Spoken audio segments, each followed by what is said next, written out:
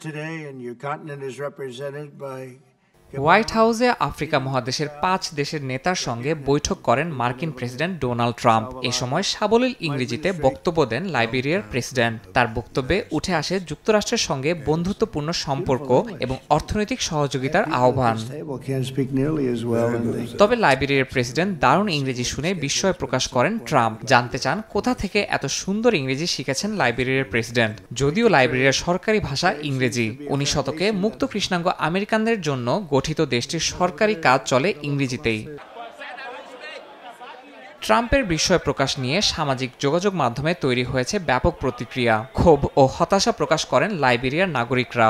ট্রাম্পের আচরণকে উপনিবেশবাদী মানসিকতার প্রতিফলন বলে মন্তব্য করেন অনেকে। তারা বলছেন এটি নিছক অপমান নয়, বরং আফ্রিকানদের প্রতি এক ধরনের উপেক্ষামূলক মনোভাবের বহিঃপ্রকাশ। আবার অনেকে বলেন এমন মন্তব্য পশ্চিমাদের আফ্রিকা সম্পর্কে সীমিত জ্ঞানের দৃষ্টান্ত।